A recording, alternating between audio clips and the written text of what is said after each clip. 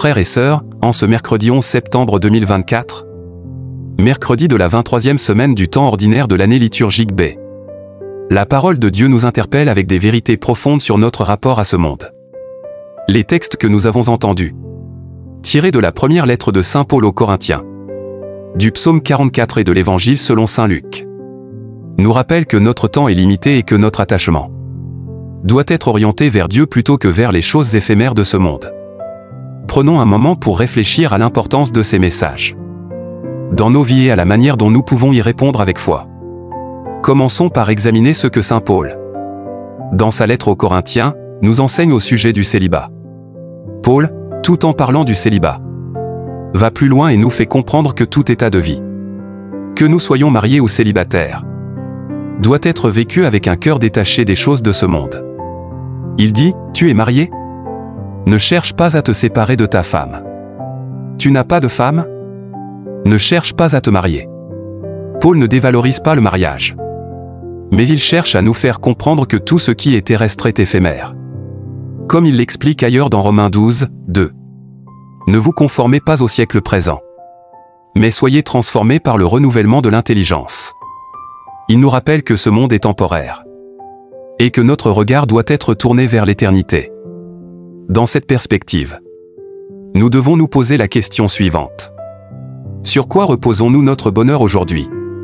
Est-ce sur nos relations, nos possessions, nos réussites matérielles? Ou sur notre relation avec Dieu? Paul nous exhorte à être comme ceux qui ont une femme, mais comme s'ils n'en avaient pas. Ceux qui pleurent, comme s'ils ne pleuraient pas. Ceux qui se réjouissent, comme s'ils ne se réjouissaient pas. Cela rappelle les paroles de Jésus dans Matthieu 6, 19 à 21, où il nous dit de ne pas accumuler de trésors sur la terre, mais de chercher les trésors du ciel. En d'autres termes, nous devons apprendre à vivre dans ce monde sans en devenir esclaves. Car, ce monde tel que nous le voyons passe, 1 Corinthiens 7, 31. Passons maintenant à la méditation du psaume 44. Ce psaume nous présente une image magnifique, celle d'une reine parée de gloire, conduite au roi, traditionnellement interprétée comme un chant nuptial. Ce texte peut aussi être compris comme une invitation à chacun de nous parer de vertus spirituelles pour plaire à Dieu. Écoute, ma fille, regarde et tends l'oreille, le roi sera séduit par ta beauté. Cette beauté intérieure évoquée ici est semblable à celle dont parle Saint Pierre dans une Pierre 3, 4. Mais la parure de votre cœur doit être la beauté incorruptible d'un esprit doux et paisible. C'est par la foi et l'humilité que nous devenons agréables aux yeux de Dieu, et non par nos possessions matérielles.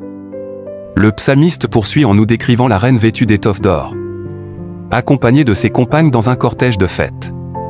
Cette image nous invite à réfléchir à notre propre préparation spirituelle pour entrer dans la présence de Dieu. Sommes-nous prêts à faire de notre vie une offrande belle aux yeux de Dieu? Cela fait écho à la parabole des 10 vierges dans Matthieu 25, où Jésus nous rappelle que nous devons être prêts pour le retour de l'époux en veillant constamment. Approchons-nous maintenant de l'Évangile de Luc, où Jésus proclame les béatitudes. Il commence par ces mots puissants. « Heureux, vous les pauvres, car le royaume de Dieu est à vous. » Cette déclaration renverse complètement les valeurs du monde. Nous sommes souvent tentés de rechercher la richesse, le confort et l'approbation des autres. Mais Jésus nous enseigne ici que la vraie bénédiction réside dans la pauvreté de cœur, c'est-à-dire dans la dépendance totale à Dieu. Ce thème est récurrent dans toute la Bible, notamment dans l'exemple du riche insensé de Luc 12, 15 à 21, qui pensait trouver sa sécurité dans ses richesses.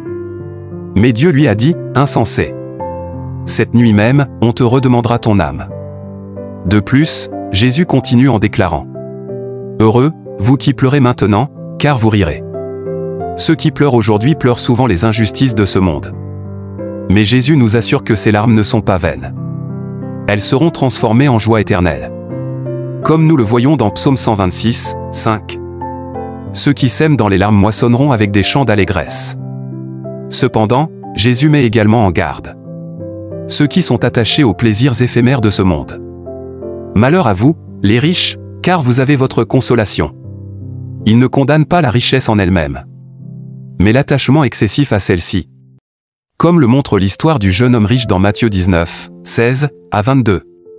qui s'en va tout triste parce qu'il ne pouvait se détacher de ses biens pour suivre Jésus.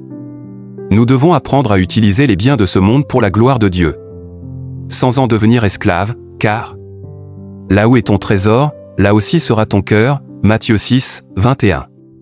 Ainsi, la parole de Dieu nous appelle aujourd'hui à un profond examen de conscience. Quelles sont nos priorités? Sommes-nous trop attachés aux biens matériels, aux relations terrestres, ou à nos plaisirs éphémères au point d'oublier notre destinée éternelle? Il est essentiel de comprendre que ce monde passe, et que seule notre relation avec Dieu demeure. Que ce rappel nous pousse à une plus grande fidélité, à un abandon confiant entre les mains du Seigneur, et à un engagement renouvelé à rechercher le royaume de Dieu en premier. Puissions-nous, à l'image de la reine du psaume 44, nous préparer chaque jour à entrer dans la présence du roi, parés non pas d'or matériel, mais de vertu spirituelle. Amen.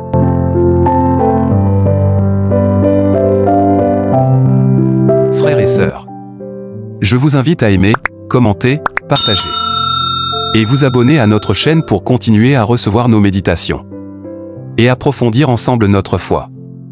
Que Dieu vous bénisse. Amen.